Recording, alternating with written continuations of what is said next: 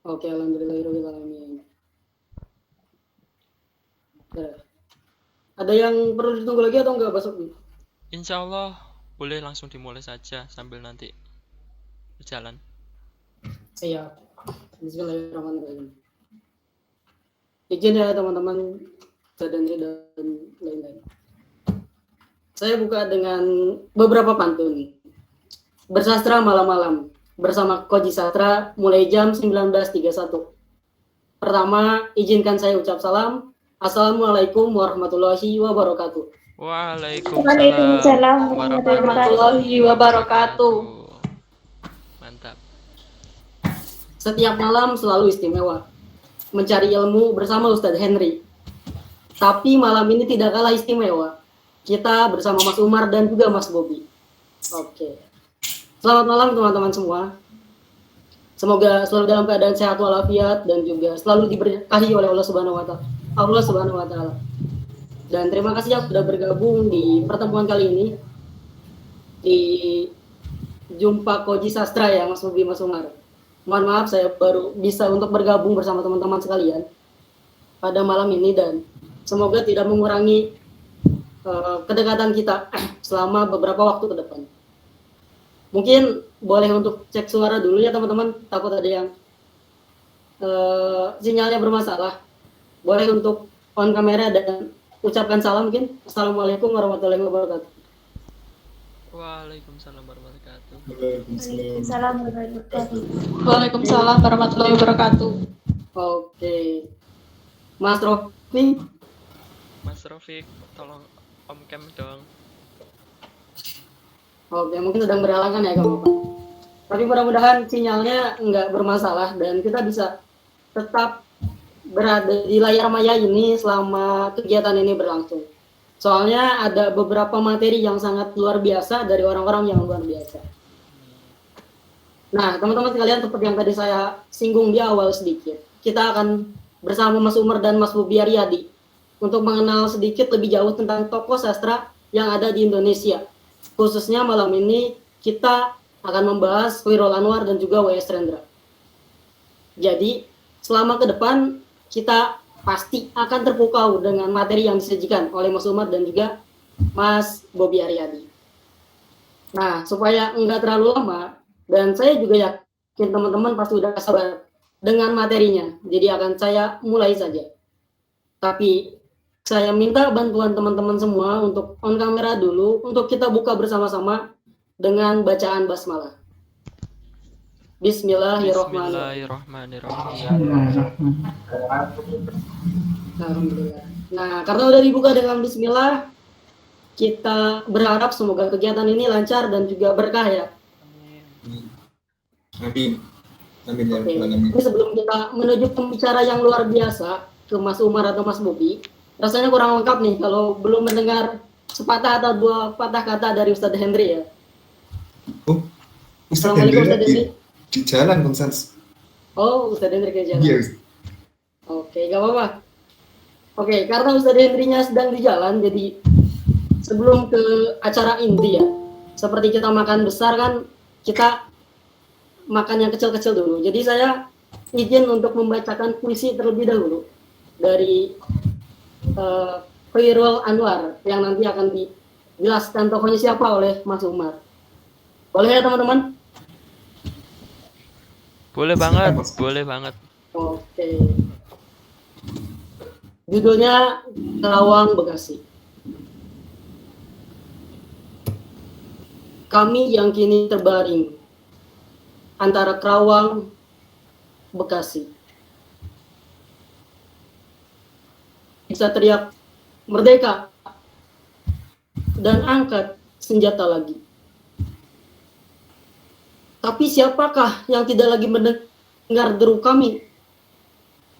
Terbayang kami maju dan bertegap hati. Kami bicara padamu dalam hening di malam sepi. Jika ada rasa hampa dan jam dinding yang berdetak, kami mati muda yang tinggal tulang diliputi debu. Tenang, Tenanglah kami. Kami sudah coba apa yang kami bisa. Tapi kerja belum selesai. Belum bisa memperhitungkan 4-5 ribu nyawa. Kami cuma tulang-tulang berserakan. Tapi adalah kepunyaanmu. Kaulah lagi yang tentukan nilai-nilai tulang berserakan. Atau jiwa kami melayang untuk kemerdekaan, kemenangan dan harapan. Dan tidak untuk apa-apa. Kami tidak tahu. Kami tak lagi bisa berkata. Kaulah seorang yang berkata. Kami bicara padamu dalam hening di malam sepi. Jika ada rasa hampa dan jam dinding yang berdetak, tenanglah. Tenanglah kami. Teruskan jiwa kami. Menjaga Bung Karno, menjaga Bung Hatta, menjaga Bung Sadir. Kami sekarang mayat. Berikan kami arti. Berjagalah terus di garis batas penyataan dan impian. Tenanglah kami. Berjagalah terus di garis pernyataan dan impian. Yang tinggal tulang-tulang diliputi debu. Beribu kami terbaring antara Kerawang, Bekasi, Khairul Anwar. Oke, teman-teman sekalian, sangat luar biasa ya puisi dari seorang Khairul Anwar, sastrawan besar Indonesia. Nah, puisinya saja sudah sangat luar biasa, apalagi dengan tokohnya. Nah, jadi teman-teman, tanpa panjang lebar lagi, kita langsung saja dengar materi dan juga menyimak materi dari Mas Umar Mukhtar, seorang mahasiswa dan juga pengusaha muda dari Gresik. Nah, teman-teman, jangan lupa untuk disimak dan juga siapkan pertanyaan terbaik dari Mas Umar Mukhtar. Monggo Mas Umar, waktu dan layar saya persilakan. Baik, terima kasih Mas Sanusi. Saya izin share screen ya. Siap.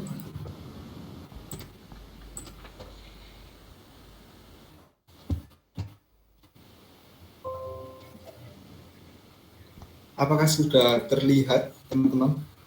Sudah, Mas Umar. Sudah. Baik, langsung saja saya mulai ya. Assalamualaikum warahmatullahi wabarakatuh. Waalaikumsalam Warahmatullahi wabarakatuh. Aku ini binatang jalan dari kumpulan yang terbuang. Biar peluru menembus kulitku, aku tetap meradang, menerjang, luka yang bisa aku bawa berlari, kata-kata, apa yang bisa membakarnya sebagai api, membuatnya mengalir bagaikan air, meniupkannya bagaikan angin. Sastra, kenapa dan apa yang menjadikannya penting? Apa peranannya dalam membentuk kita menjadi warga Indonesia? Malam hari ini kita akan mengenali salah satu tokoh terpenting dalam dunia sastra Indonesia. Siapakah dia? Dia adalah Khairil Anwar, eksponen atau orang terpenting dari generasi penulis atau sastrawan di tahun 45. Khairil memberikan puisi dengan berbahasa Indonesia yang sangat modern, dengan bentuk yang sangat bebas. Karena pada masa itu, perpuisian Indonesia didominasi oleh langgam puisi Pujangga Baru yang sangat mementingkan permainan rima atau mengadopsi bentuk syair dan pantun Melayu. Di tahun 1943, Khairil Anwar datang ke Jakarta. Ia mengenalkan puisinya pada H.B. Jasin yang bekerja di penerbit Pujangga Baru. H.B. Jasin sangatlah mengagumi karya Khairil Anwar tersebut.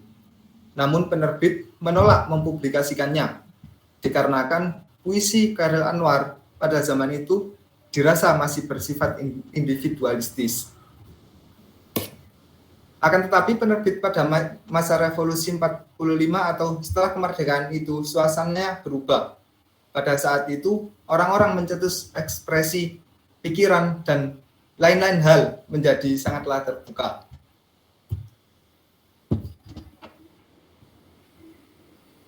Chairil Anwar dilahirkan di Medan pada tanggal 27 Juli tahun 1922.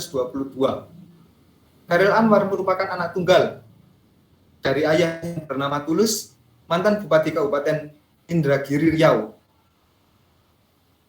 50 kota Sumatera Barat, sedangkan ibunya bernama Saleha, berasal dari Situju, 50 kota.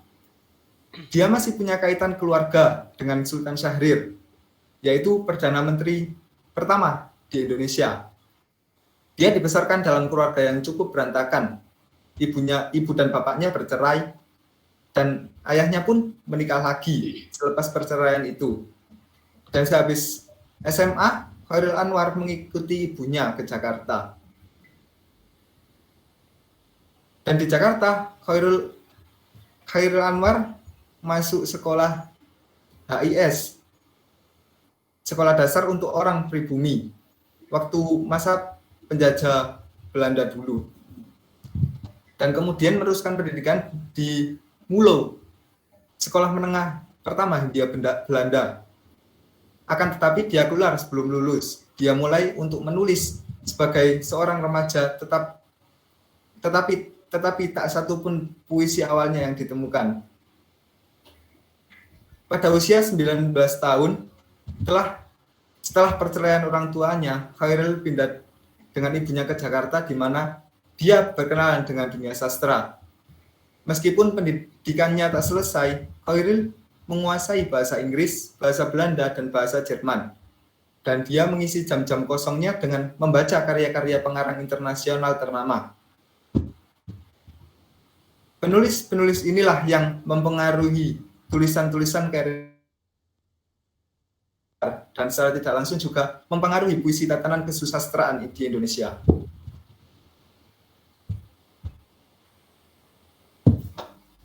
Ciri dan karakter Chairil Anwar yang pertama ialah mandiri, kedua kreatif, ketiga bebas dan inspiratif, yang keempat berani, yang kelima totalitas, yang keenam cinta tanah air, yang ketujuh cinta kepada ibu, yang kedelapan pantang kalah, dan kesembilan yaitu pejuang rasa.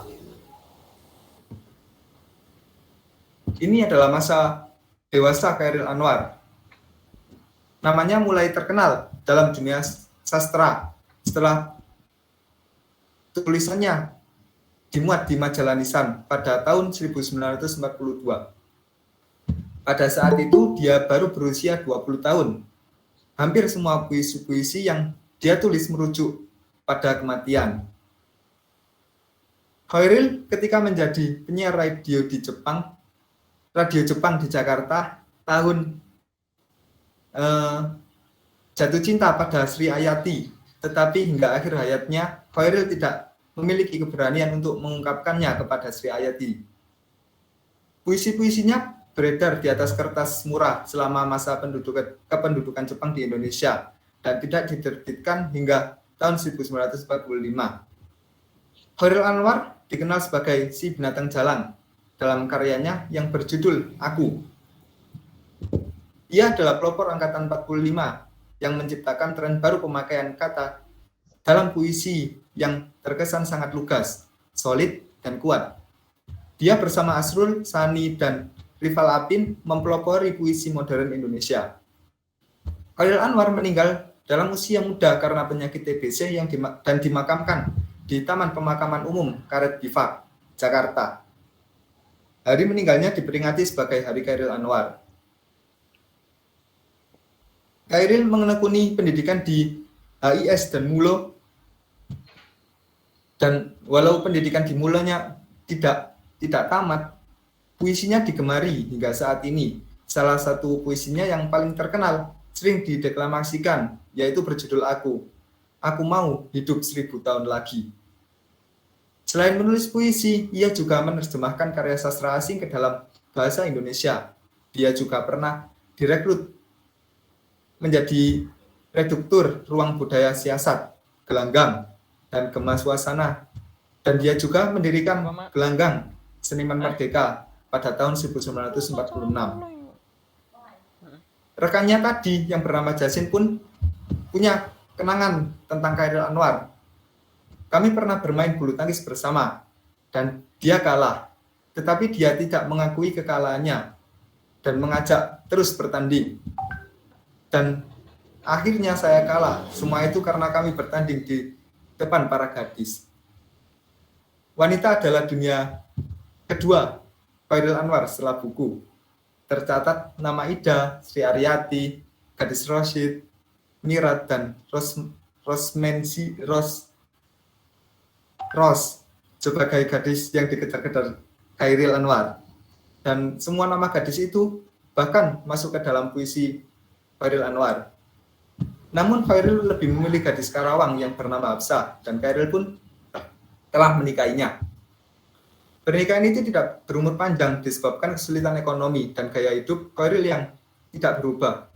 Hafsah meminta cerai di saat anaknya berumur 7 bulan dan akhirnya Chairil pun menjadi seorang budak.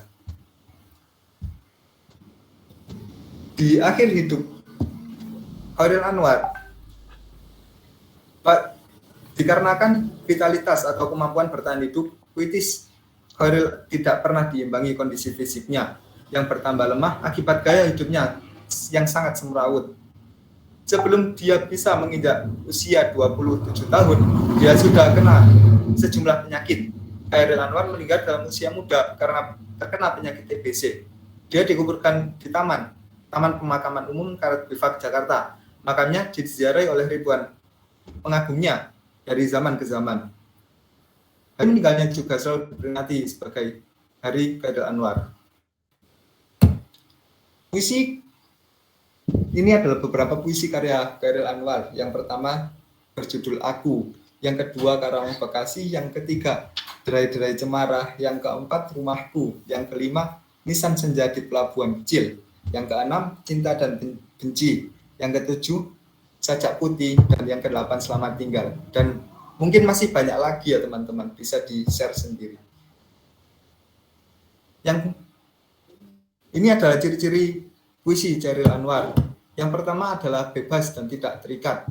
Yang kedua, gaya ekspresionisme dan realisme. Yang ketiga, menggunakan bahasa sehari-hari. Dan yang keempat, gaya bahasa metafora. Ini adalah cuplikan puisi yang berjudul Aku. Bisa disimak teman-teman.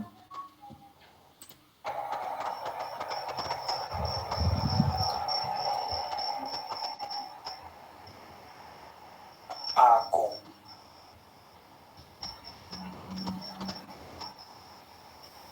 Kalau sampai waktuku, ku mau tak seorang kan merayu. Tidak juga kau. Tak perlu seduh sedang itu. Aku ini binatang jalan. Dari kumpulannya terbuang. Biar peluru menembus kulitku, aku tetap meradang, menerjang, luka, dan bisa kubawa berlari,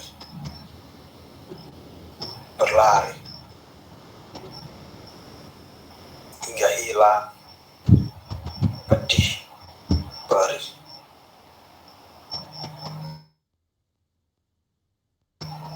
Dan aku akan lebih tidak peduli. Aku mau hidup 1000 tahun lagi.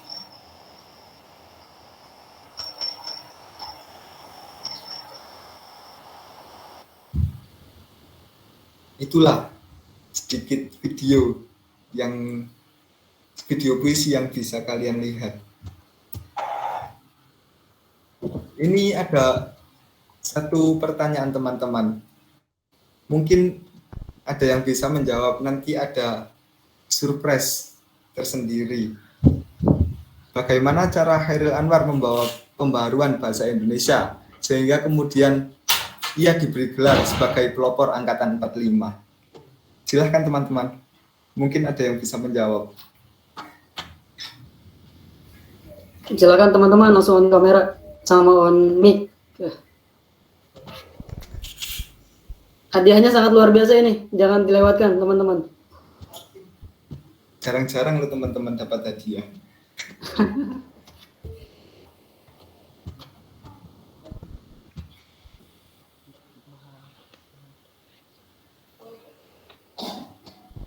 Silahkan teman-teman.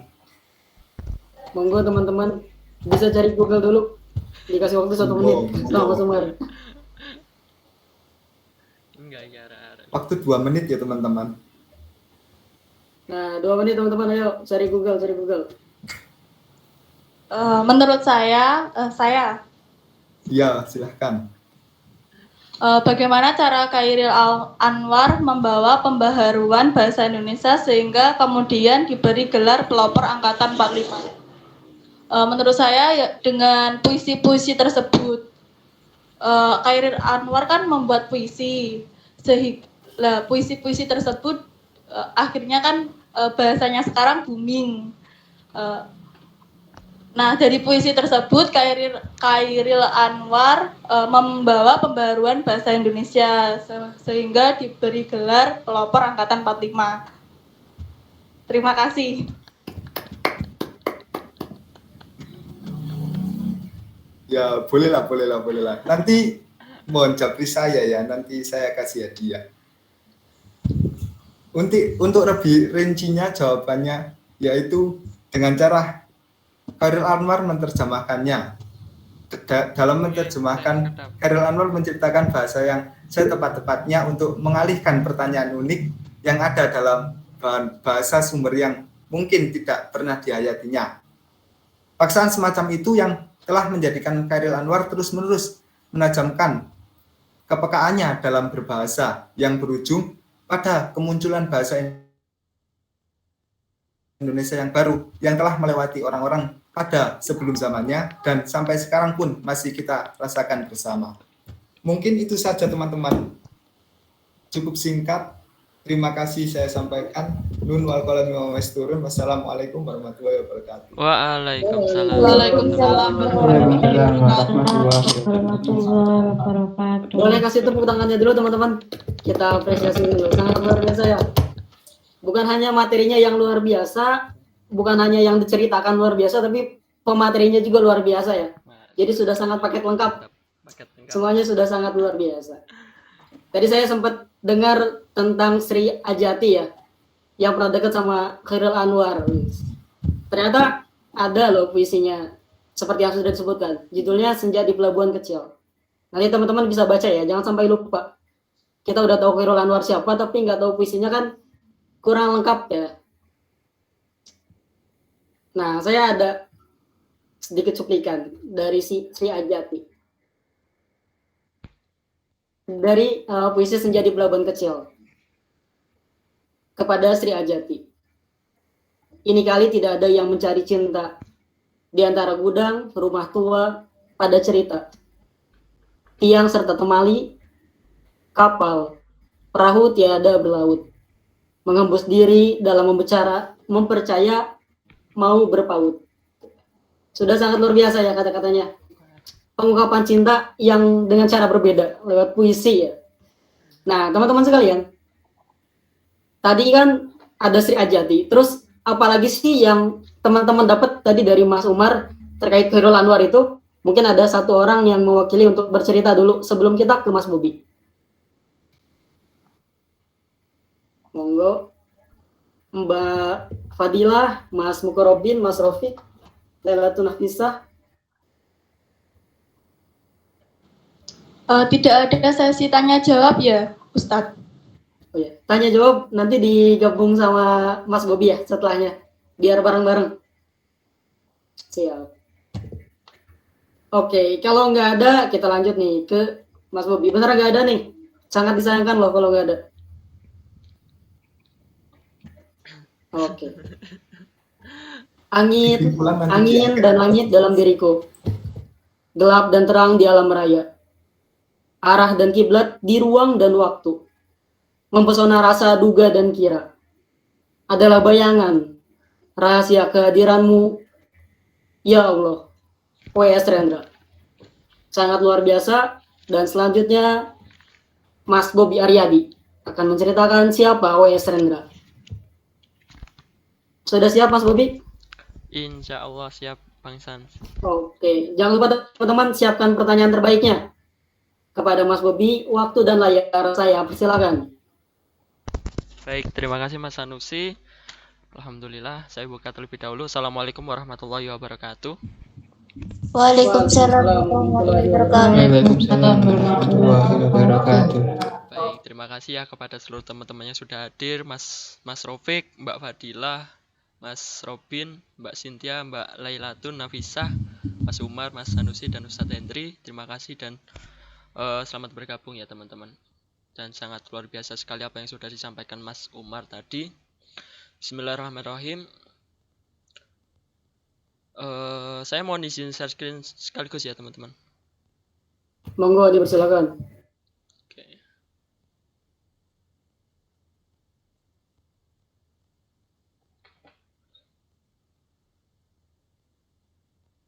Apakah sudah tampak teman-teman?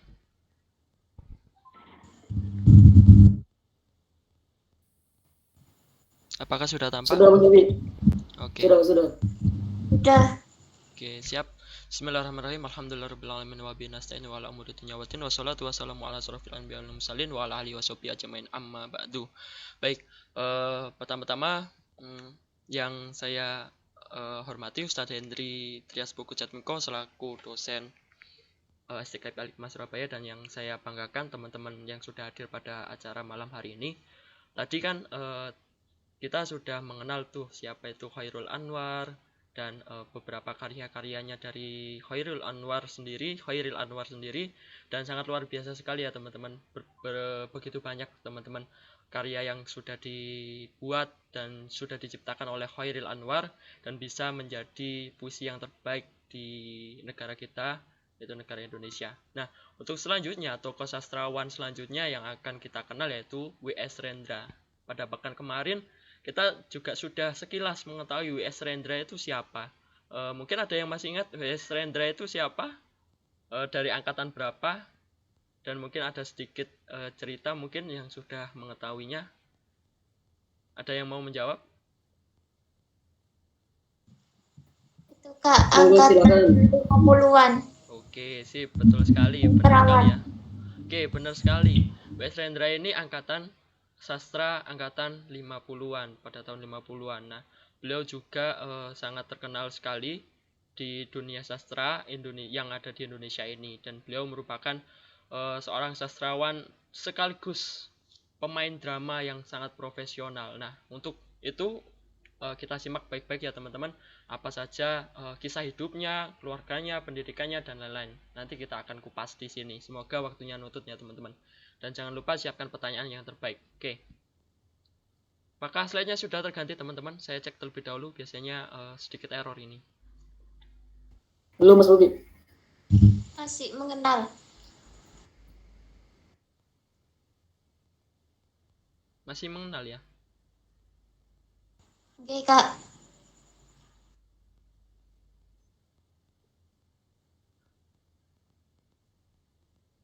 Oke. Apakah sudah berganti slide-nya? Mohon maaf. Sudah Kak. Oke, baik. Yang di awal yang saya ingin kenalkan, W.S. Rendra mendapat julukan si burung merak. Tadi Khairil Anwar mendapat julukan si binatang jalang ya teman-teman. Nah, sedangkan di W.S. Rendra ini mendapat julukan si burung merak. Mengapa? Nanti kita akan bahas mengapa kok W.S. Rendra ini mendapatkan julukan si burung merak. Nah, nama lengkapnya yaitu Raden Mas Willibrordus Surendra Broto Rendra. Wah, panjang sekali ya teman-teman. Namanya ini berarti ada Raden Masnya, berarti keturunan orang Jawa ya teman-teman. Nah, lalu W.S. Rendra ini lahir pada tanggal 7 November 1935 di Surakarta, atau yang saat ini kita kenal dengan Solo, Jawa Tengah. Nah, beliau juga terkenal sebagai penyair dan dramawan. Nah, ini yang sudah saya katakan tadi, dramawan terkemuka di Indonesia sejak tahun 1950-an. Nah, ini selanjutnya julukan si burung merak ini ya teman-teman, alasannya karena penampilannya sebagai deklamator selalu penuh pesona. Jadi pada waktu itu W.S. Rendra ini penampilannya sangat-sangat bagus sekali ketika menjadi seorang dramawan. Tahu kan dramawan itu pemain drama ya teman-teman. Mungkin sedikit asing ya. Yang kita ketahui mungkin teater atau drama dan lain-lain. Tapi pemain drama itu namanya dramawan. Oke. Kalau sastra, sastrawan. Bisa menjadi sastrawan, bisa menjadi dramawan si W.S. Rendra ini.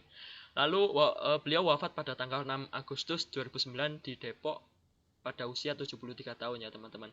Lalu nama terakhirnya yaitu Wahyu Sulaiman Rendra, karena beliau menjadi orang muslim yang awalnya itu beliau merupakan agama Katolik, lalu berganti menjadi orang muslim, yaitu berganti nama juga menjadi Wahyu Sulaiman Rendra.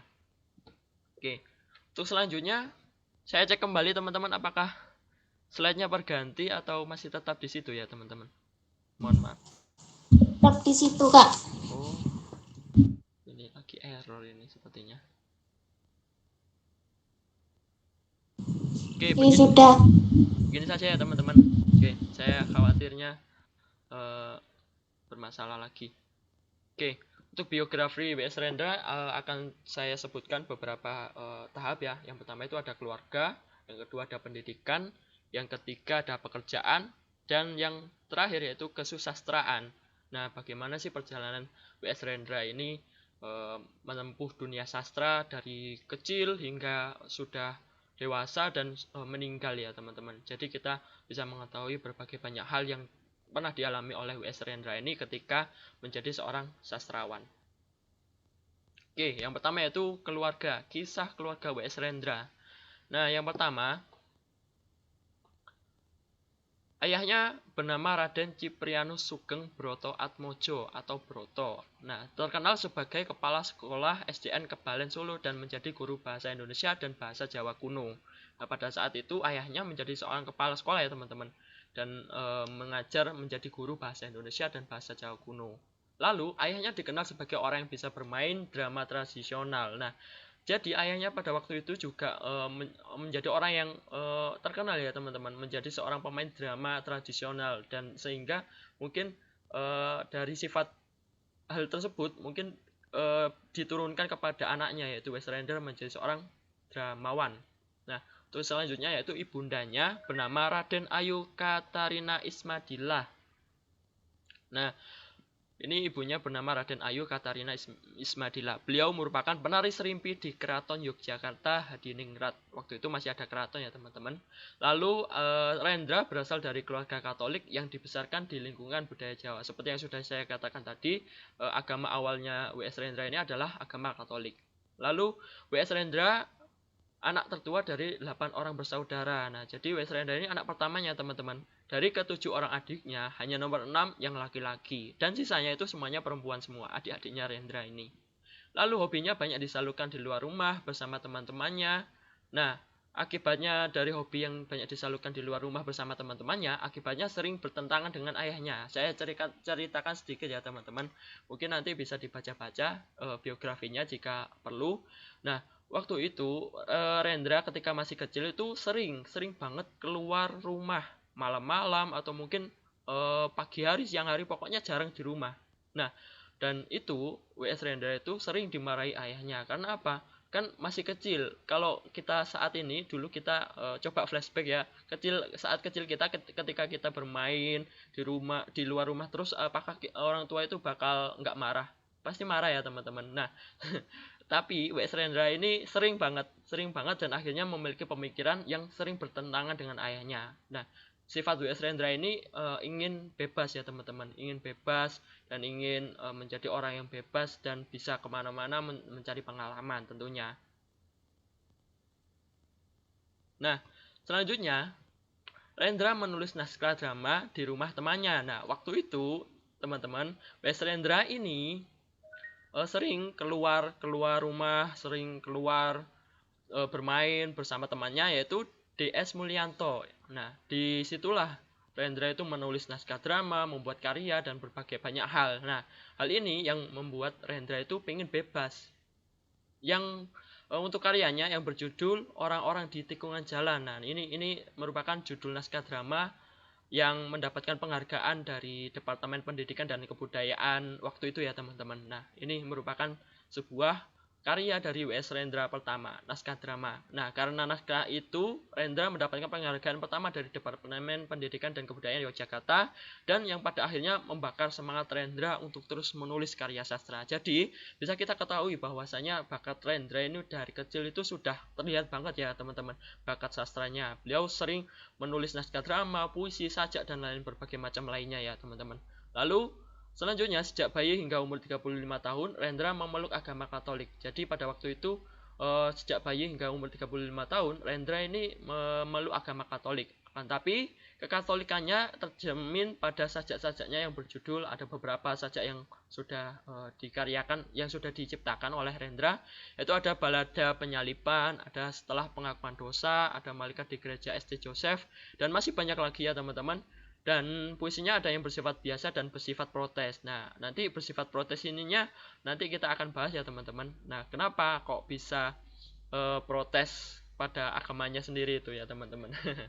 Nah, lalu ini dari beberapa puisinya yang bersifat protes dapat dipahami sebagai proses pencarian yang hakiki. Jadi W.S. Rendra ini merasa dirinya itu masih kurang damai dengan dirinya, dengan bahwasanya Rendra itu memeluk agama Katolik ini karena keluarganya ya teman-teman. Yang bisa kita ketahui bahwasanya kita juga sama ya. Kita lahir, apabila kita lahir di agama Islam, pasti kita akan mengikuti orang tuanya. Nah, akan tapi W.S. Rendra ini ketika beragama Katolik, kan tapi dia belum menemukan kebebasan dalam dirinya mengenai tentang agama. Lalu sehingga dia melakukan protes dan mencari jati dirinya ya teman-teman, mengalami kegelisahan yang sangat berat dan memutuskan untuk menemukan solusi dengan caranya sendiri.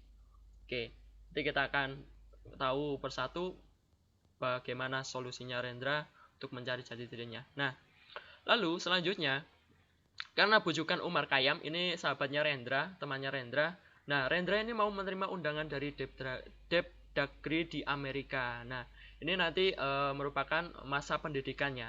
Nah, ketika di Amerika bergabung dengan kelompok Black Muslim, dan Rendra pada waktu itu bergabung dengan Black Muslim ya teman-teman. Padahal Rendra itu sendiri agamanya Katolik. Nah, akan tapi bergabung dengan kelompok Black Muslim. Black Muslim ini adalah orang-orang di Amerika yang merupakan sebuah komunitas orang-orang Muslim. Akan tapi di Black Muslim ini masih masih mengutamakan ras ya teman-teman. Ada yang berkulit hitam itu sendiri kelompoknya, ada yang berkulit putih sendiri kelompoknya. Jadi membuat Rendra itu merasa kayak masih belum menemukan. Nah, pada akhirnya keluar dari komunitas itu atau kelompok itu pada tahun 1967.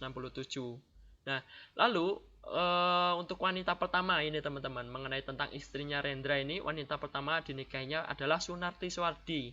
Pada saat pernikahan tersebut, Rendra masih usia 24 tahun. Nah, untuk yang teman-teman ini ya, sekarang udah berusia berapa ini? Nah, lalu berlangsung pada 31 Maret pada tahun 1959, W.S. Rendra ini dianugerahi 5 orang anak.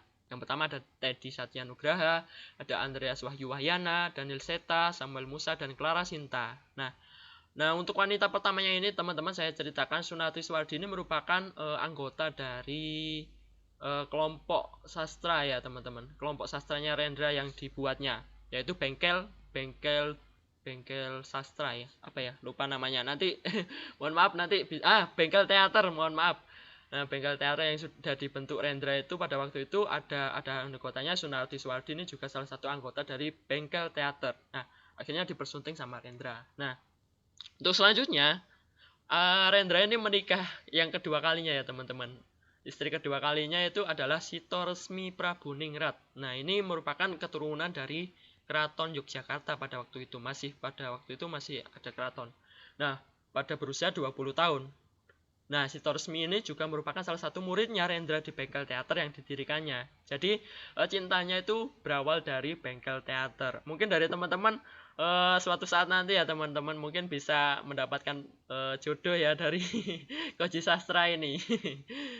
Oke, nah sedangkan di wanita kedua W.S. Rendra ini merupakan orang Muslim ya teman-teman, wanita Muslim, dan pernikahannya dilaksanakan pada 12 Agustus 1970 dan sekaligus peristiwa perpindahan agama Rendra dari Katolik ke agama Islam. Nah, bukan berarti tujuannya Rendra pindah ke Katolik ke agama Islam hanya untuk menjadi mempoligami ya teman-teman. Kan tapi Rendra pada waktu itu sudah menemukan jati dirinya. Dan W.S. Rendra juga merasa menemukan kebebasan pada dirinya bahwasanya agama Islam ini agama yang sesuai dengan keinginannya ya, yang selama ini beliau gelisah memikirkan bagaimana sih kita bisa dihargai dan bagaimana sih hubungan antara Tuhan dan manusia dengan manusia sendiri itu bagaimana. Nah, W.S. Rendra ini sudah mengetahuinya. Oke, untuk selanjutnya ya teman-teman, tidak hanya 2 istri ya teman-teman, ternyata ada istri ketiga. Ada yang mau istri ketiga? 1 aja cukup ya teman-teman. Oke, untuk istri ketiganya Rendra ini Ken Zuraida yang berasal dari Bandung dan kuliah di Akademi Seni Rupa Yogyakarta. Ini akan tapi bukan dari bengkel teater ya teman-teman. Istri pertama dan istri keduanya itu berawal dari bengkel teater tersebut, akan tapi yang istri ketiganya ini bukan dari bengkel teater. Akan tapi pada waktu itu ceritanya istri ketiganya ini dibawa ke bengkel teater untuk melihat bagaimana proses di bengkel teater tersebut, beberapa kegiatan-kegiatannya. Nah, akhirnya si Ken Zuraida ini tertarik juga kepada W.S. Rendra dan akhirnya melangsungkan pernikahan pada awal tahun 1975. Nah, kita bisa lihat gambarnya ya teman-teman. Wah, Masya Allah. Pada waktu itu ternyata orang-orang sudah mengenal style ya teman-teman. Stylenya sangat bagus dan bisa kita ketahui bahwa istrinya W.S. Rendra ini cantik-cantik ya teman-teman. Oke. Jadi jangan salah paham bahwasanya orang-orang sastra itu biasa saja. Wah, belum tentu ya teman-teman. Oke. Untuk selanjutnya yaitu cerita pendidikan. Kisah masa pendidikan W.S. Rendra. Oke. Masih tampil ya teman-teman PPT saya? Saya takutnya masih terjam. Oke, masih Kak. Oke, siap. Terima kasih Mbak Laila. Oke, untuk pendidikan W.S. Rendra sendiri, masa kecilnya hingga remaja, Rendra dihabiskan di kota kelahirannya. Kota kelahirannya tadi di mana teman-teman? Ada di Solo ya teman-teman. Oke, ada di Solo. Jadi ketika masa kecil hingga remajanya, W.S. Rendra ini menghabiskan masa kecilnya di kota kelahirannya. Lalu TK itu pada tahun 1942 hingga SMA pada tahun lulusnya 1952 di sekolah Katolik.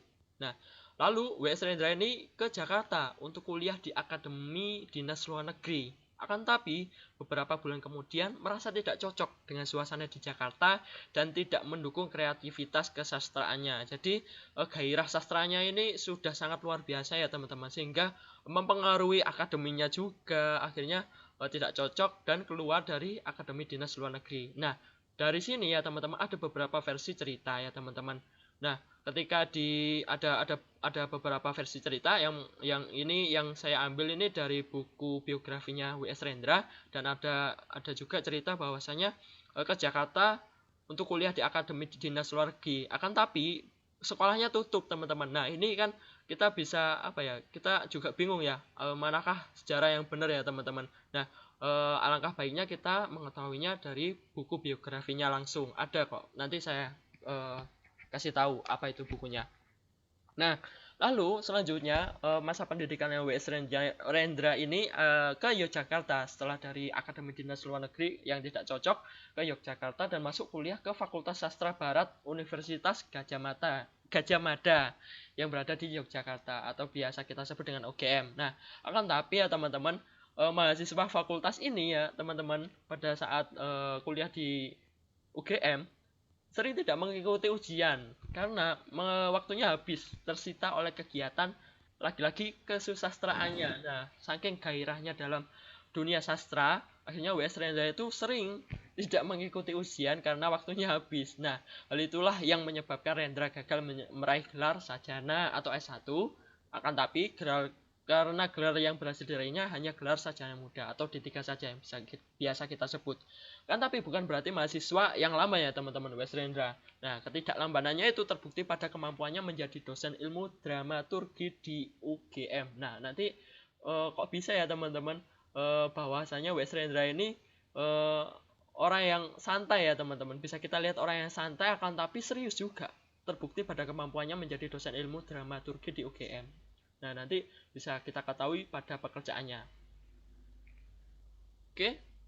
Untuk selanjutnya, pada tahun 1964, itu W.S. Rendra memperdalam ilmu pengetahuannya dalam bidang drama dan tari di Amerika. Masya Allah, keren sekali ya teman-teman. Lalu 2 tahun memperdalam sastra di Harvard University. Sudah tahu kan, Harvard University itu sekolah yang terkenal dan ternama di internasional, dan sekolahnya Mark Zuckerberg. Nah, kan tapi Mark Zuckerberg juga tidak menyelesaikan kuliahnya, kan tapi ya ceritanya bisa kita ketahui. Lalu selanjutnya mendapatkan beasiswa untuk belajar drama di American Academy of Dramatical Arts atau AADA. Nah, ini W.S. Rendra mendapatkan beasiswa belajar di sana dan belajar di bidang seni tari di Amerika, juga belajar penyutradaraan di University of New York. Tapi Rendra ini tidak cocok dengan pengajaran di universitas tersebut, akhirnya keluar. Lalu menekuni bidang sosiologi juga. Nah, setelah itu W.S. Rendra ini akhir tahun 1967 Rendra pulang ke Indonesia untuk mendidik generasi yang akan mewakilinya, terutama di dunia karya sastra ya teman-teman. Oke, selanjutnya yang akan kita bahas itu pekerjaannya W.S. Rendra. Nah, pada tahun 1972 W.S. Rendra ini menjadi dosen ilmu dramaturgi yang sudah saya sebutkan tadi di Fakultas Sastra Budaya UGM Yogyakarta. Nah, kan tapi tidak lama kemudian mengundurkan diri menjadi dosen lalu berganti menjadi seniman. Nah, ini penyebabnya karena apa ya? Ketika menjadi dosen itu W.S. Rendra itu juga sama ya, teman. Alasannya sama, yaitu karena tidak mempunyai waktu untuk mengarang. Tidak mempunyai waktu untuk dapat menghasilkan sebuah karya sastra atau mungkin sajak-sajak yang ditulisnya. Akhirnya ketika menjadi dosen, ceritanya pada waktu itu sering tidak masuk ya teman-teman, karena waktunya itu full digunakan untuk membuat sajak-sajak, puisi-puisi dan berbagai macam lainnya dengan dunia sastra. Akhirnya sepertinya tidak kuat, akhirnya mengundurkan diri menjadi dosen. Nah, karena gairah yang begitu besar menjadi seorang sastrawan atau seniman, akhirnya beliau keluar.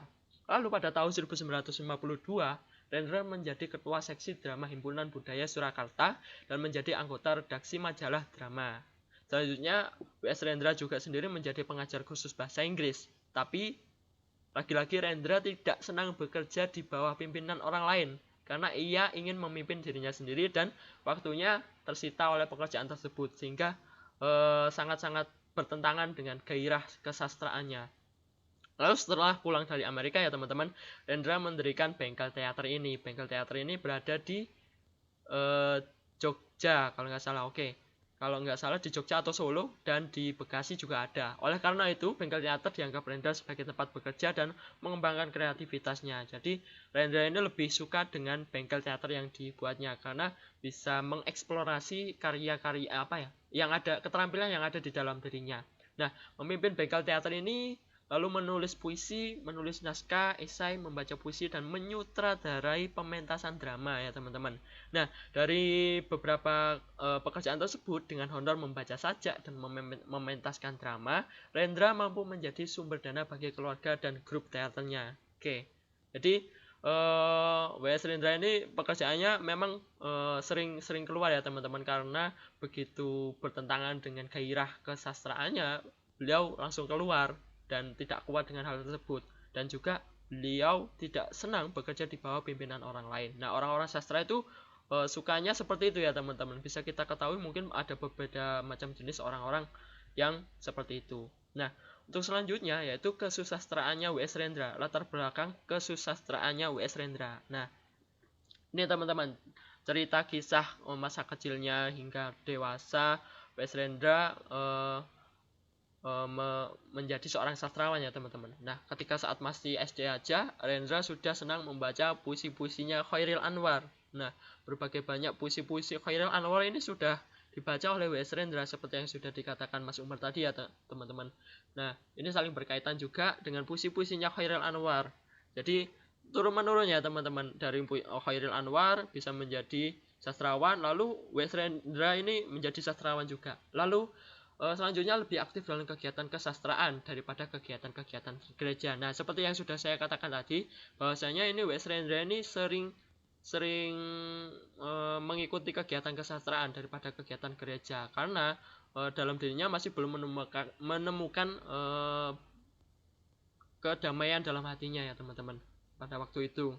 Nah, untuk orang tuanya sendiri sebenarnya ingin anaknya itu mengikuti kegiatan-kegiatan gereja dan menurut pada orangnya. Tetapi W.S. Rendra ini dalam bahasa sekarang ya teman-teman, bangkang, tahu ya bangkang, atau mungkin bandel lah nama bahasa populernya. Nah, kan tapi beliau lebih aktif pada kegiatan kesastraan. Lalu pada saat SMP, Rendra bersama temannya DS Mulyanto, ini yang sudah saya sebutkan tadi, aktif di lembaran remaja Putra Tanah Air. Jadi dua sahabat ini, dua sosok ini sering mengirimkan koran, mengirimkan sajak, menulis sebuah tulisan atau puisi dan lain-lain di majalah di koran Tanah Air Semarang pada waktu itu, sering sekali. Nah, lalu Rendra dan DS Mulyanto dan W.S. Wakijan mendirikan taman baca juga ya teman-teman. Taman baca Sumbangsih namanya. Dan dari hari ke hari pergaulan ketiga insan sastra itu menjadi semakin akrab. Nah, selanjutnya berani mementaskan Kaki Palsu. Nah, ini drama itu ditulis dan disutradarai sendiri ya teman-teman. Ini merupakan sebuah naskah drama yang pertama kali dibuat oleh W.S. Rendra. Oke teman-teman. Selanjutnya pada tahun 1953 Rendra dan DS Mulyanto memimpin sandiwara Radio Kumandang Cinta. Wah, Masya Allah, hebat sekali ya teman-teman.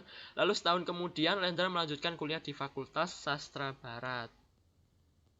Nah, seperti yang sudah saya katakan tadi, ketika di kuliah di fakultas, W.S. Rendra sering menghabiskan waktunya untuk mengetahui dan mempelajari dunia sastra. Nah, selanjutnya juga pengetahuannya tentang sastra barat banyak mempengaruhi karya-karyanya ya teman-teman.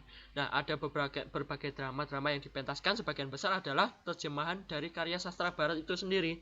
Jadi, W.S. Rendra ini tadi kan juga menjadi seorang guru ya teman-teman, guru sastra Inggris, guru Inggris ya, bahasa Inggris ya teman-teman. Nah, bahwasanya W.S. Rendra ini juga ahli bahasa Inggris juga, sehingga ketika membaca sastra barat, W.S. Rendra ini bisa mengetahui dan bisa mementaskan dari drama-drama tersebut ya teman-teman. Lalu di kuliah UGM menyebabkan Rendra hidup sendiri ya teman-teman di Yogyakarta. Nah, lalu ia mulai berpikir untuk mencari uang. Oleh karena itu, ia mengaku bahwa motif kedua dalam menulis puisi dan cerpen pada saat itu adalah sebuah uang ya teman-teman. Jadi W.S. Rendra pada waktu itu membutuhkan uang, sehingga dari beberapa tulisan-tulisannya yang sudah dibuat, karya-karyanya yang sudah dibuat itu bisa menghasilkan uang dan bisa menghidupi Rendra saat kuliah di UGM. Nah, pada saat ini juga seperti itu ya teman-teman. Kita bisa menulis beberapa karya-karya sastra yang bisa kita ganti dengan uang ya teman. Bisa kita menjadi salah satu ladang pekerjaan atau mungkin penghasilan kita ya teman-teman. Menulis puisi, cerpen, dan berbagai macam hal lainnya. Oke. Untuk selanjutnya, mendapatkan tawaran menjadi guru bahasa Inggris. Seperti yang sudah saya katakan tadi, uang yang berhasil didapatkan juga, tapi tidak punya waktu mengarang. Tapi uang bisa berhasil didapatkan oleh W.S. Rendra, tapi tidak punya waktu mengarang. Nah, sebagai seniman, ia merasa sedih ya teman-teman, karena tidak dapat menuruti rangsangan perasaan dan kata hatinya, dan akhirnya mengundurkan diri menjadi seorang guru bahasa Inggris. Lalu untuk yang motif pertamanya Rendra nih, yang bisa kita ketahui bahwasanya sebelumnya adalah sebuah gairah ya teman-teman. Gairah yang begitu melekat pada sosok W.S. Rendra ini, bahwasanya ketika menulis itu ada suatu sensasi yang tersendiri ya teman-teman, lega dan merasa bisa memenuhi gairahnya. Seperti contohnya kita hobi ya teman-teman, kita memiliki hobi futsal. Nah, bisa katakanlah mungkin dari Mas Umar ya, Mas Umar memiliki hobi futsal. Ketika disalurkan di kegiatan futsal, pasti Mas Umar itu bakalan semangat ya teman-teman. Dan ketika nggak futsal itu pasti rasanya, waduh kok nggak enak, ada yang kurang ya teman-teman. Oke, ketika umur 18 sampai hingga 20 tahun, keinginannya itu sangat meluap-meluap, sehingga sampai saat ini kita kenal dengan tokoh sastra. Oke, selanjutnya kesusastraan W.S. Rendra selanjutnya itu keinginan Rendra menjadi pengarang itu jauh melewati kesadarannya untuk ingin mengarang, dan ia ingin sekali cepat-cepat menjadi pengarang ternama. Dan karena pada waktu itu ya teman-teman, banyak pengarang muda yang cepat ternama yang menulis cerpen-cerpen pada majalah kisah. Nah, lalu berkali-kali ditolak ya teman-teman. W.S. Rendra ini sudah menulis beberapa cerpen dan untuk dimuat di majalah kisah seperti orang-orang pemuda ya yang cepat menjadi pengarang ternama. Nah, ini W.S. Rendra ini pengin sekali pengen sekali ternama juga. Akhirnya berkali-kali ditolak penolakan tersebut dari majalah kisah. Nah, judulnya Ia Yang Punya Leher Yang Indah ini, judul karya dari W.S. Rendra ini, dan diterbitkan pada bulan April 1956 dan akhirnya diterima ya teman-teman. Dan akhirnya dari judul cerpen inilah Rendra mendapatkan hadiah tahunan dari majalah yang dianggap oleh Rendra sebagai upah dari semangat dan gairahnya yang besar. Nah, Rendra juga berpendapat bahwa seniman itu harus peka terhadap getaran kehidupannya teman-teman. Oleh karena itu, seniman harus mempunyai banyak pengalaman tentang kehidupan. Oke, bisa kita ketahui ya teman-teman, bahwasanya dari kesastraan atau karya-karya yang sudah kita tulis itu bisa menghasilkan uang juga dan bisa bisa memenuhi gairah kita ketika kita menulis. Nah, lalu kepekaan Rendra dalam menanggapi kehidupan itu terbukti juga pada sajaknya yang berjudul Seonggok Jagung. Nanti bisa kalian cari ya teman-teman karyanya. Nama judulnya Seonggok Jagung. Nah, sajak itu mencerminkan masalah pendidikan yang kacau dan pengangguran yang bertambah di kalangan remaja pada waktu itu. Lalu Rendra masa tidak mampu menulis tentang manisnya buah anggur ya teman-teman. Ini ada sebuah cerita sedikit dan indahnya rembulan jika kenyataannya masih sering melihat banyak pengangguran. Banyak orang yang masih tidur di bawah jembatan dan kenyataan-kenyataan yang tidak dapat dipublikasikan di koran. Nah, lalu ia cepat bereaksi jika melihat kondisi masyarakat yang tidak beres ya teman-teman pada waktu itu, pada masa itu ya teman-teman. Menurutnya seniman tidak untuk mengagumi dan mengungkapkan hal yang indah-indah saja ya teman-teman. Karena keindahan yang diungkapkan melalui karya seni tidak akan seindah alam itu sendiri. Masya Allah, sangat keren sekali. Oke. Nah, untuk selanjutnya yaitu ini ya teman-teman, ada sebuah cuplikan kata dari W.S. Rendra.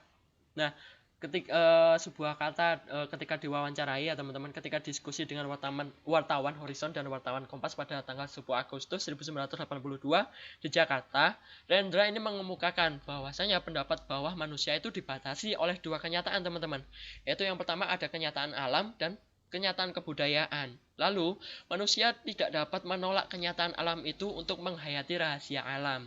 Manusia harus memakai cara seperti mengikuti aliran air ya teman-teman. Untuk bisa menghayati aliran air, manusia harus bisa ulet, tenang, dan pasrah.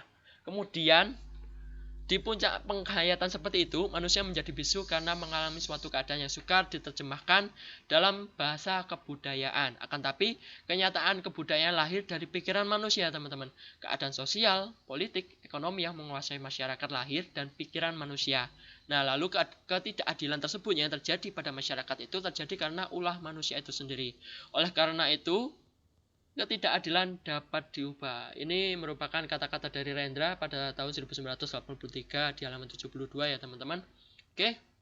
Untuk selanjutnya yaitu merupakan karya-karya yang sudah pernah dibuat oleh W.S. Rendra sendiri, yaitu ada kumpulan sajak. Bisa kita ketahui kumpulan sajaknya ada yang berjudul Balada Orang-orang yang Tercinta, Orang-orang yang Tercinta. Nah, ketika waktu itu sudah dibacakan ya teman-teman oleh Ustadz Daniel pada kesempatan waktu itu di acara komunitas ngaji sastra sebelumnya. Lalu ada 4 kumpulan sajak blues untuk Boni, ada sajak-sajak sepatu tua, ada potret pembangunan dalam puisi, ada juga judulnya Disebabkan oleh Angin. Nanti teman-teman bisa mencarinya karena keterbatasan waktu sehingga saya percepat ya teman-teman. Nah, lalu ada karya drama. Dramanya ini beberapa judul ya teman-teman. Ada Orang-orang di Tikungan Jalan, Kaki Palsu, Bunga Semerah Darah, Cinta Dalam Luka, Bebop, Kaum Urakan, Dunia Aswar, Sekda, dan berbagai banyak lainnya ya teman-teman. Judul-judulnya nanti bisa tanya kepada saya teman-teman jika ingin mencari karyanya W.S. Rendra ini.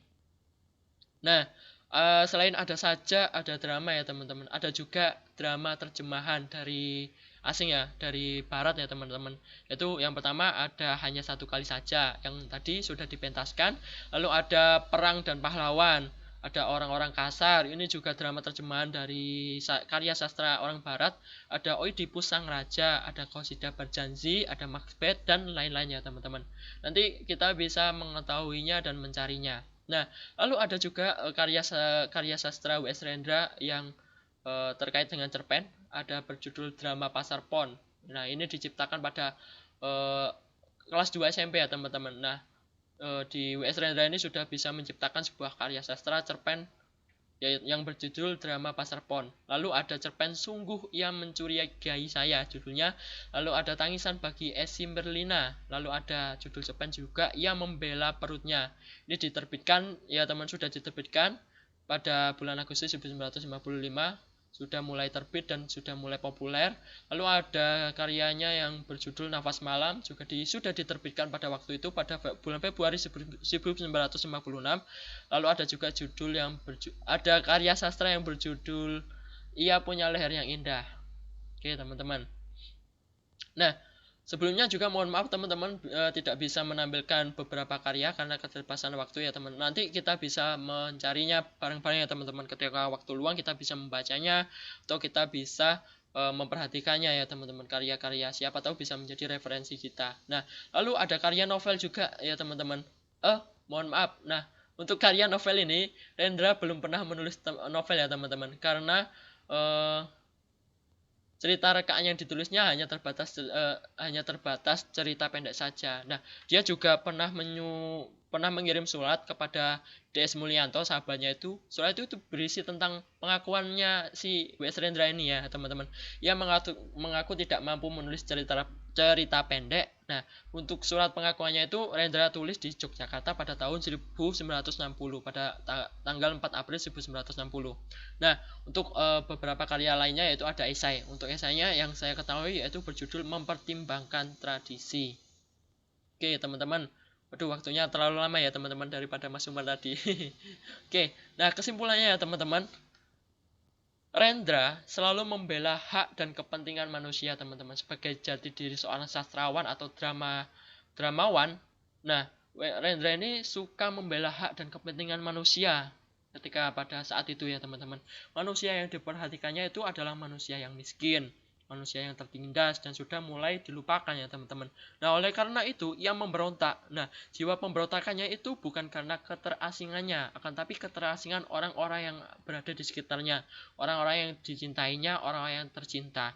Lalu pemberontakannya itu juga diungkapkan lewat karya-karyanya tersebut ya teman, yang sudah saya sebutkan tadi, dan sampai sekarang karya-karyanya terus saja bermunculan dan populer. Oleh karena itu, Rendra disebut menjadi seorang penyair dan dramawan yang produktif hingga saat ini. Nah, untuk sumber bacaannya, kalian bisa mengetahuinya di buku biografi pengarang Rendra dan karyanya. Ini diterbitkan oleh Depdikbud ya teman-teman.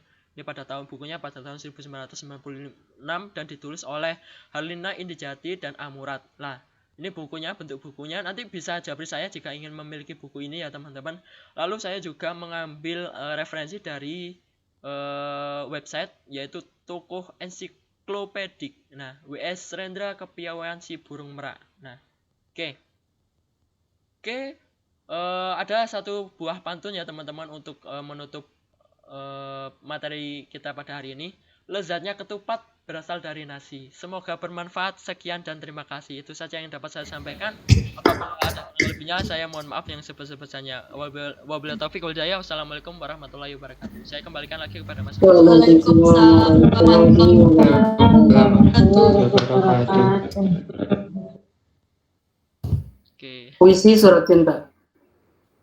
Kutulis surat ini kala hujan gerimis, bagai bunyi tambur yang gaib, dan angin mendesah, mengeluh dan mendesah.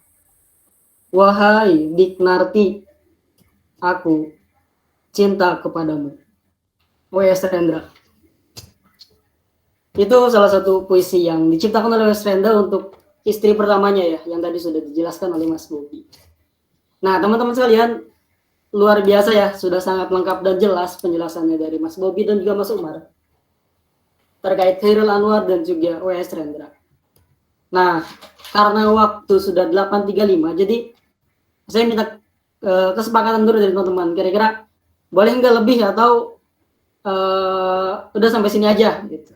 Monggo teman-teman. Lebih, boleh lebih.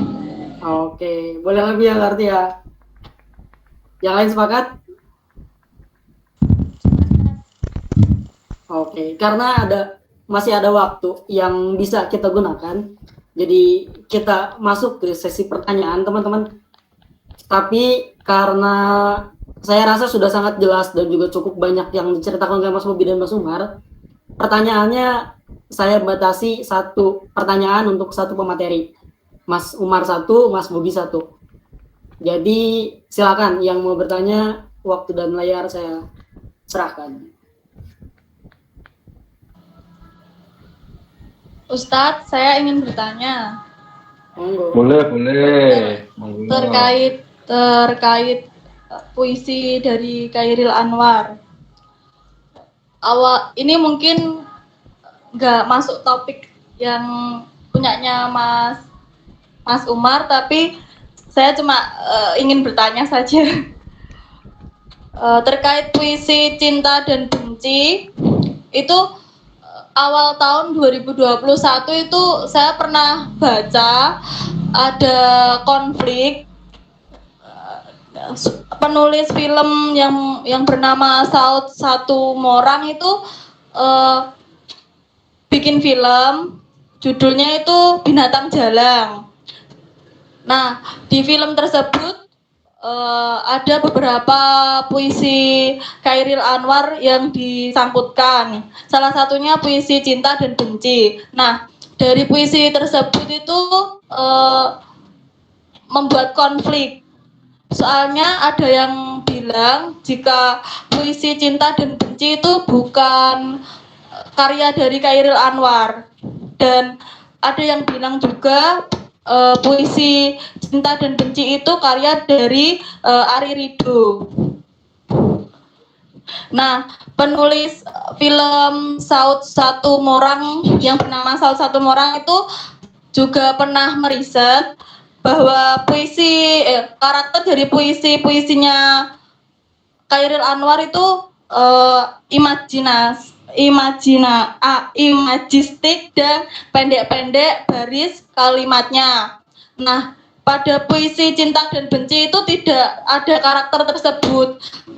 Pertanyaan saya, apakah benar puisi Cinta dan Benci itu bukan karya dari Khairil Anwar? Terima kasih. Monggo Mas Umar. Umar, jawab. Kalau dari referensi yang saya baca sih Ustaz, Cinta dan Benci itu adalah puisi dari karya dari Khairil Anwar Ustaz. Gitu sih Ustaz. Mungkin dari Ustaz ada tambahannya. Ya, oke, baik. Ini makin mengerucut ya, makin malam semakin panas ya. Ini kalau malam lagi dia sudah mulai kukutan. Oke, baik. Oke, terima kasih ya. Teman-teman sekalian, ada Umar, ada Bobi sebagai sumber yang luar biasa ya. Oke, saya tadi Mas Umar tadi waktu di jalan ya, susah pamit sama Umar, jalanin Umar. Ya, saya ikut ya. Oke. Nah, puisi-puisi yang dilahirkan oleh Khairil Anwar itu merupakan puisi yang memang temanya itu ekspresionis ya, ekspresionis, dan kadang itu diambil orang ya. Soalnya begini, penyair itu sudah diambil pusing saat karyanya itu dilahirkan.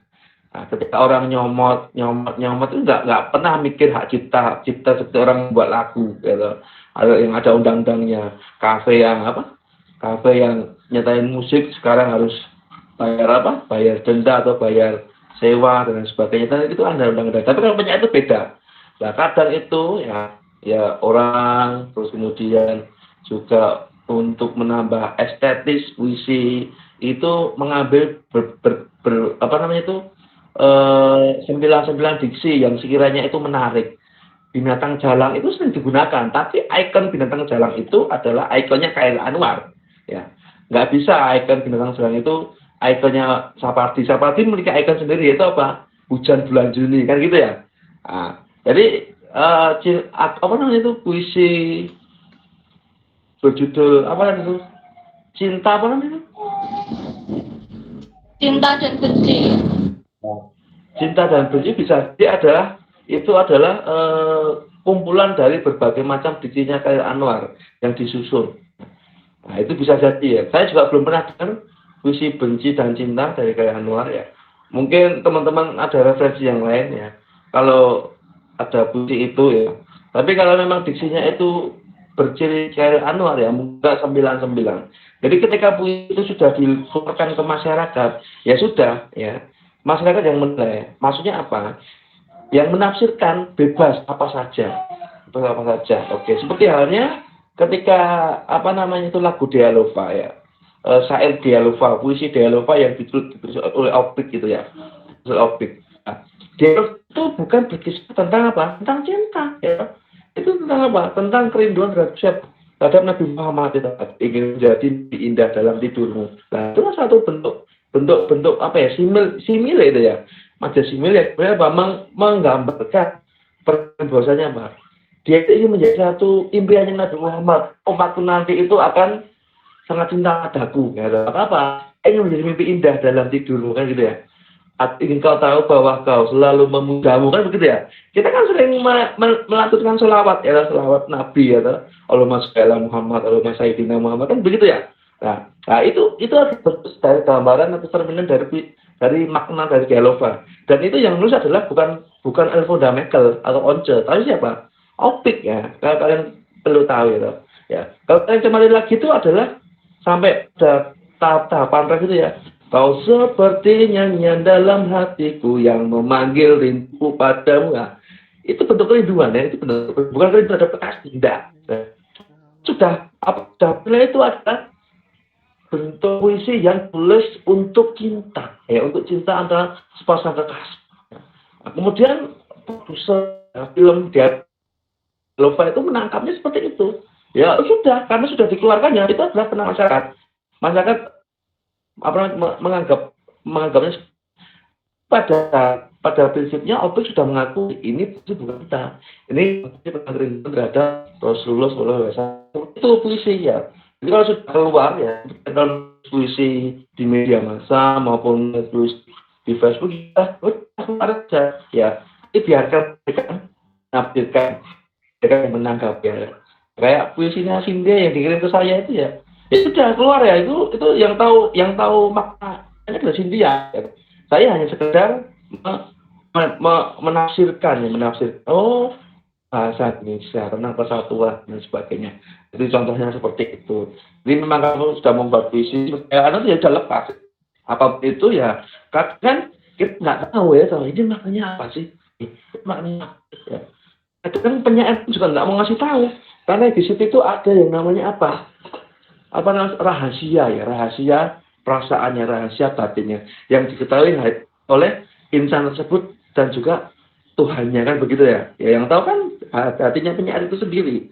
Jadi memang Khairil Anwar, W.S. Rendra itu masa nggak mau ngasih tahu maknanya apa. Kan banyak nih orang-orang bahasa Indonesia, orang dari sastra Indonesia, orang-orang dari linguistik itu meneliti tentang syair-syair, puisi-puisi Rendra, Khairil Anwar, Sapardi dan sebagainya.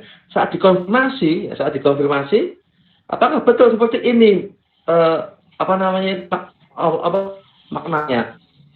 Ya saya nggak tahu. Kalian saja sendiri yang menafsirkan. Ya. Semakin banyak orang menafsirkan, semakin indah itu puisi. Karena apa? Akan banyak macam perbincangan.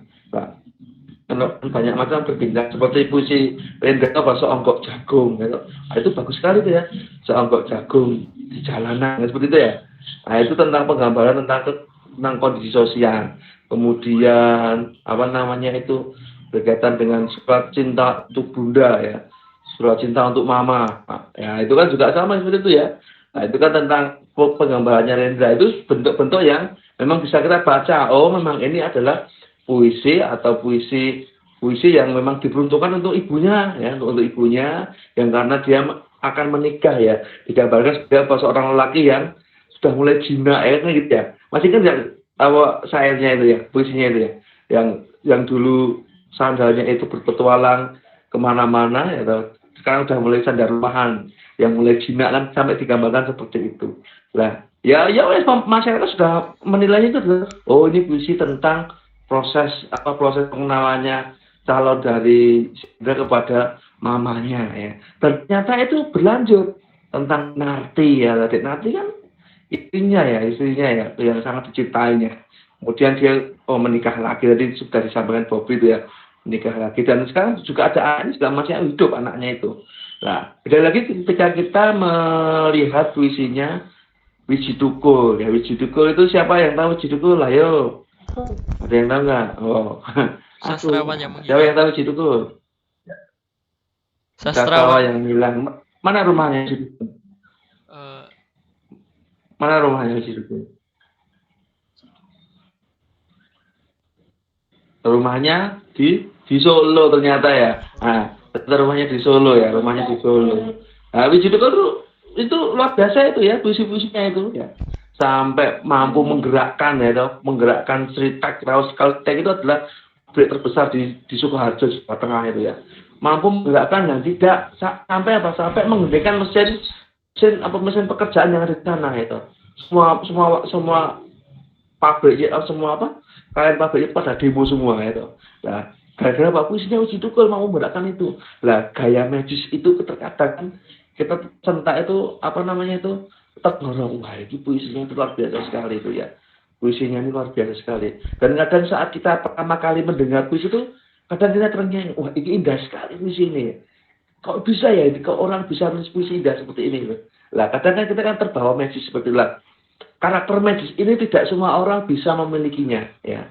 Karena ini memang butuh banyak latihan ya, butuh banyak mencoba ya.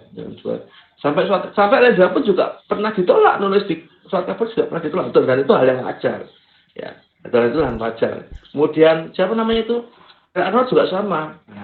Nah itu oke. Berkaitan dengan pertanyaan Cynthia itu tadi adalah ya itu bisa jadi juga 99 dari puisi-puisinya Khairil Anwar. Kalau memang ada judul benci dan cinta ya, mungkin kekurang pengetahuannya Ustadz ya berkaitan dengan puisi itu ya. Dicek lagi, mungkin Ustadz kurang banyak ya berartinya ya, karena mungkin Umar ini sebagai pakar juga lebih tahu ya, karena kan sekarang gurunya di depan sekarang ya, dan juga Bobby ya, yang sudah duduk dalam bangku, cocok sekali jadi dosen, cocok ini ya, nanti tinggal lulus S2 kan gitu ya, nanti tinggal S2-nya di mana gitu ya, apakah di STKIP lagi? Nggak ada S2 ya, belum ada. Oke, gitu ya Mbak Cynthia ya. Oke, nah nanti kemalaman ini nanti lah mau beres-beres di Mbak Cynthia nih. Ini Fadila sini ngantuk kayak Fadila kan. Oke, siap gitu ya. Oke teman-teman sekalian ya. Oke, yuk saya kembalikan ke Sanusi. Oke, silakan Sanusi. Oke, makasih Ustaz, penjelasan yang sangat luar biasa. Oke, karena tadi sesuai kesepakatan, jadi kita punya satu lagi kesempatan untuk bertanya. Monggo teman-teman yang mau bertanya terkait materi yang sudah disampaikan. Waktu dan layar kembali saya serahkan.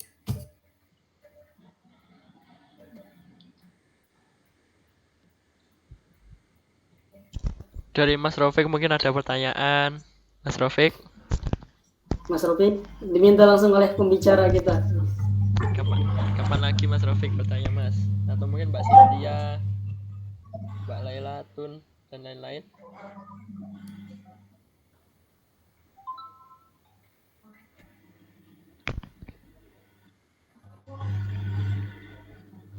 Oke. Tidak ada sepertinya Mas Sanusi. Oke, nggak ada ya teman-teman. Oke, kalau misalkan nggak ada, ya nggak masalah. Karena kita bisa mencari lagi di lain kesempatan, bukan hanya di sini aja ya. Nah, teman-teman kalian, karena kita sudah sampai di ujung yang sangat. Oke, sebentar. Berarti besok itu minggu depan pembicaranya Sanusi ya toh. Nanti Sanusi ngupas tentang mengenal sosok Sapardi Djoko Damono. Nah, sebelum ngupas harus baca-baca karyanya dulu ini ya. Nah, mengupas sosok Sapardi Djoko Damono. Oke, nanti Ustadz bantu yang mengulas kayak tadi itu ya. Nanti gimana Ustadz Sapardi. Oke, Soko nanti bisa menghasilkan usahaan. Ustadz juga suka dengan Sapardi Djoko Damono. Nah, ini menarik ini ya. Oke, kita ya Sanusi ya. Oke, kita nggak sabar nih. Nanti angkatan 6 nanti ada Sapardi ya toh. Nah, ada Sapardi, nanti ada pengarang ya. Mokhtar Lubis ya toh. Nanti ada Ahmad Tohari ya, itu menarik ini ya. Oke, nah, tapi nanti besok khususan aja Sapardi Djoko Damono biar apa? Biar pas ini Bobby sudah tampil, Umar sudah tampil, sekarang Sanusi ya toh. Nah, sekarang panggungnya Sanusi 1 jam penuh. Wah, luar biasa ini ya. Oke. Mengapa kok 1 jam penuh ya? Untuk menggantikan jam-jam kemarin yang belum ikut. Kan gitu ya. Ya, oke. Gitu ya Sanusi ya. Deal ya, Umar sama Bobby ya. Deal ya. Oh, deal ya. Oke. Siap. Oke, silakan Sanusi, lanjutkan. Oke, supaya tidak ada lagi tugas-tugas yang bertambah, kita cukup ya. Karena tadi dibuka dengan pantun, sekarang saya ingin menutup dengan sebuah puisi dari Khairul Anwar, yang kebetulan judulnya juga doa. Doa Khairul Anwar. Kepada pemeluk teguh, Tuhanku, dalam termangu, aku masih menyebut namamu. Biar susah, sungguh, mengingat kau penuh seluruh. Cahayamu panas suci, tinggal kerip lilin di dalam sunyi. Tuhanku, aku hilang bentuk, remuk. Tuhanku, aku mengembara di negeri asing. Tuhanku, di pintumu aku mengetuk, aku tidak bisa berpaling. Khairul Anwar. Berjalan ke Surabaya, duduk manis dekat kota Batu. Lain kali kita jumpa dengan ilmu dan pengalaman baru. Dari saya cukup sekian. Terima kasih yang sudah menyempatkan hadir dan juga bertahan sampai malam ini. Semoga minggu depan kita bisa berjumpa lagi dengan hal baru. Saya mewakili diri saya pribadi, Mas Bobby, Mas Umar. Mohon maaf kalau ada kesalahan atau kekurangan. Ustadz Hendri, ada yang mau disampaikan lagi? Cukup. Nanti nggak banyak tugas nanti ya. Kalau menyampaikan nanti sampai mana-mana ini ya. Oke. Silakan ya. Assalamualaikum warahmatullahi wabarakatuh. Waalaikumsalam warahmatullahi wabarakatuh. Mas Bobby, Mas Umar, Mas Sanusi, sukses selalu. Oke, Mas Bobby beri jempol ya. Jempol untuk mereka. Ustaz pamit ya. Assalamualaikum. Waalaikumsalam. Jangan lupa untuk foto bersama. Aduh. Oh ya, foto bersama dulu ya. Silakan diaktifkan kameranya. Boleh Mas Robin, Mas Rofik. Tadi sudah muncul, sekarang kok di off cam kan, kenapa Mas Rofik? Yang mau benerin kerudung silakan. Mas Rofik. Oke, sudah pada cantik dan ganteng. Yang ngefoto siapa ini? Oh iya, Saya aja. bisa. Oke. Oke, siap. 1, 2, 3. Belum. 1, 2, 3. Oke. Ganti gaya, jempol. Oke. 1, 2, 3. Sip. Sekarang ini apa namanya? Literasi. Kalau yang gimana? Literasi ya? Salam literasi. Naing Fadilah. Oke. 1, 2, 3. Oke, sudah teman-teman. Apa mau lagi? Insya Allah cukup Bang San. Cukup ya?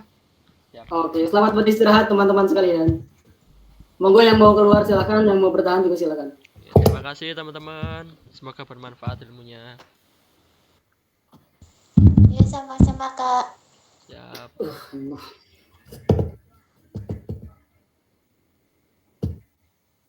Besok kuliah gak? Besok